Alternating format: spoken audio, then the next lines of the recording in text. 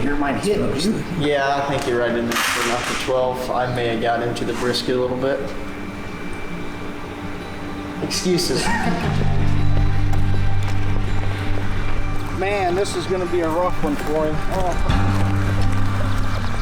You sure you want this on video? No.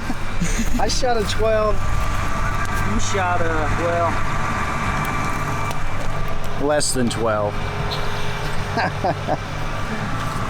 Still keeping him at a 0 on film.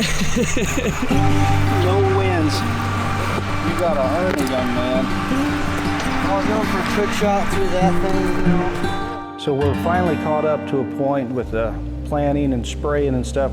I've been shooting a lot of 3D on Sundays. I try not to take too much time away from my daughter on the weekends, but the last few Sundays I've been shooting ASA tournaments, so that's been very enjoyable. First few tournaments of the year, it was super windy, and I thought I was getting some wind drift, so I went to a micro to try and combat that. This is something you'd probably set up for like a tack event or, you know, really windy days. So what I'm going to do is set up 2 bows. I'm going to have this set up for if it's really windy, and then I'm going to set this up, the Supernova by Sirius. This is going to be for just average wind, you know, low wind days. You know, the benefit of the larger diameter, of course, is trying to catch some lines, the line cutters, whereas, you know, you might lose a few points with that. Windy days, of course, you might pick them up, but that's the benefit of the larger diameter arrows. So we're going to set up 2 bows, run either or depending on the weather conditions. Another question I had on the main show, somebody had a question about, you know, the differences between shooting a thumb button and shooting a finger trigger release. And for me, the thumb button, I like the anchor a lot better. It just comes back, it seems to settle in just a little bit better than the index finger for me personally, but that's going to be personal preference. I think I shoot it maybe a little bit better. The other thing I really like about it, you don't have to worry about clipping it on. If you get surprised by a deer, it's always ready right there. I just leave it hanging on my bow just like that, so all you have to do is just grab the release. You know, whereas this, I mean, it's still easy to hook. You just got the open hook, so I mean, you can hook it, but you don't have to worry about if it's low light, trying to see your loop or any of that. And that years ago, that's why I went to a brighter loop, so you could see that, a white or a green or something like that, so you can see it in low light.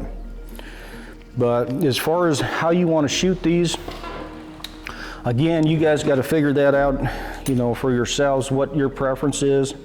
I try to shoot a surprise release, which the way I'll do that on this release is when I get anchored in, I'll wrap my thumb around that and put a little pressure on it, and then I'll just start to pull with that pressure,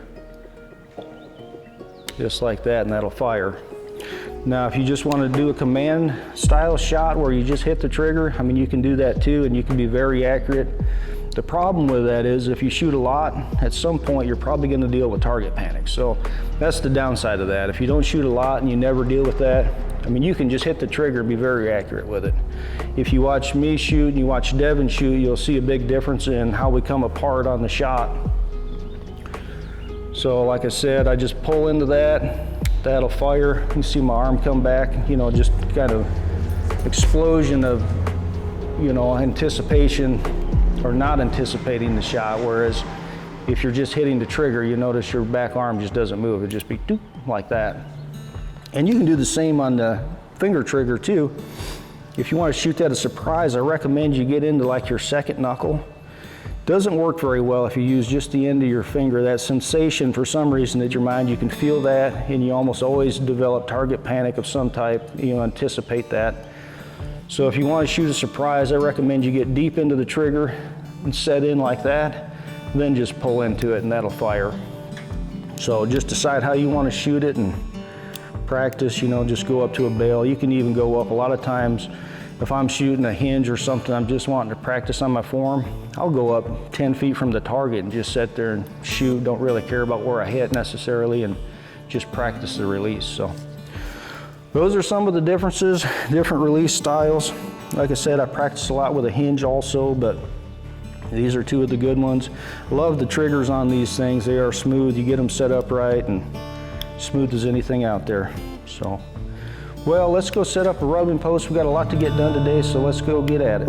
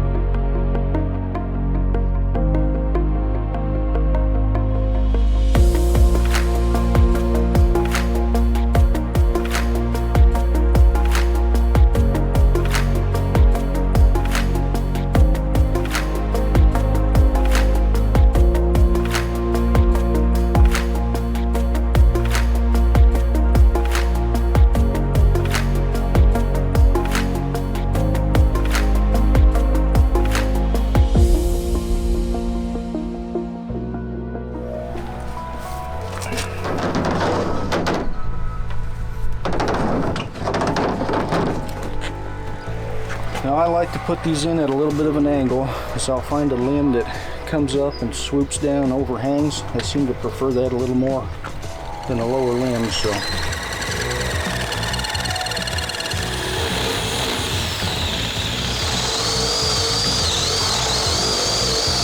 There she goes. So that ought to work. Yes, sir.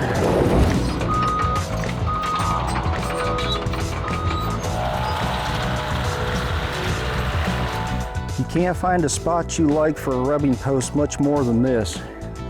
Any buck that works this side of the plot, they've got to skirt this little ditch right here, and the rubbing post is going to be about halfway in between, so I'd be surprised if you have a buck that skirts that, doesn't come up to this licking branch.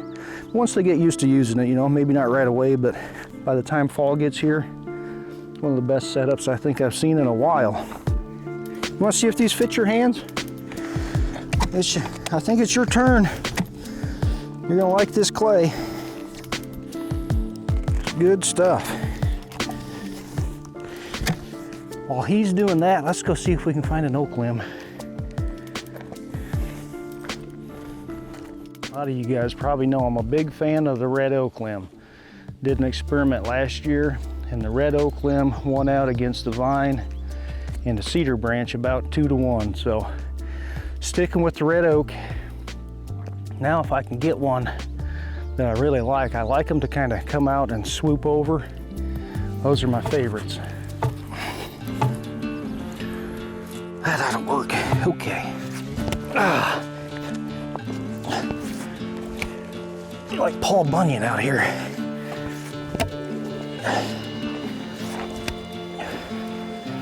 Give me that. That's pretty good. All right. Yeah, maybe one like that.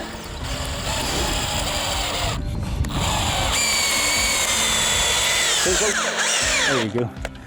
There you go, that's better. Right here is about the height I'm looking for. Limb swoops down like I like it. For whatever reason, when they come up to a branch, they want to tip their head up. Like I said, a vine, the height's not that important. You can have it down low and they'll still come up to whatever height and tip their head up. But these limbs I've seen before, if you have them down here, they just won't hit them for whatever reason. If they can't tip their head up into it, they just don't like it. Not saying they'll never do it, but just not that often. So this is what we want. That'll be all scraped up this fall.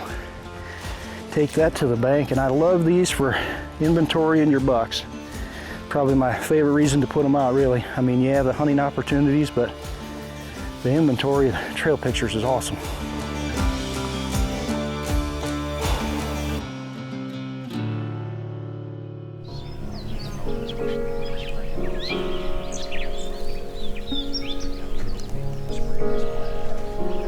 Devin, I'm thinking we should have cleaned the drill out. Check this out. In our beautiful alfalfa, we've got a brassica plot.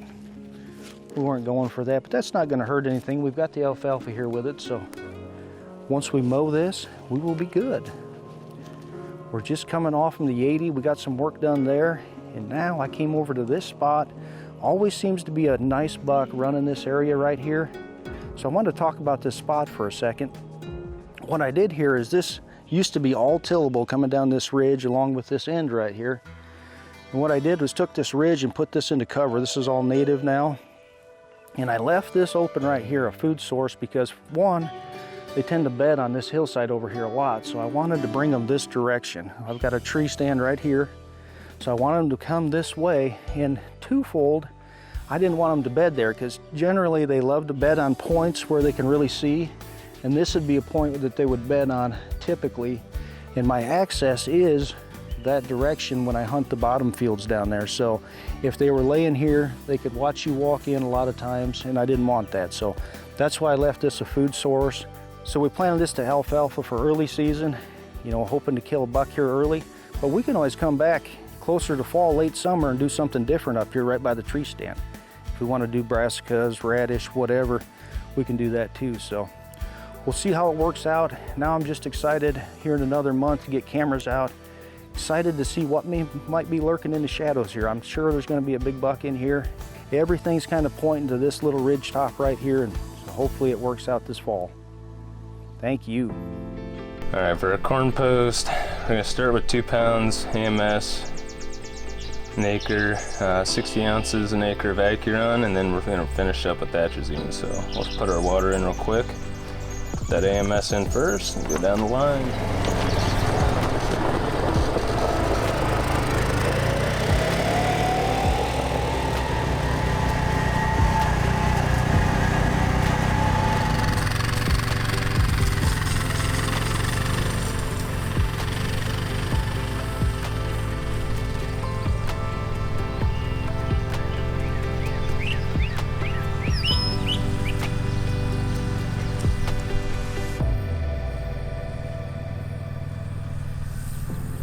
Well, happy Memorial Day, you guys. It's a beautiful day.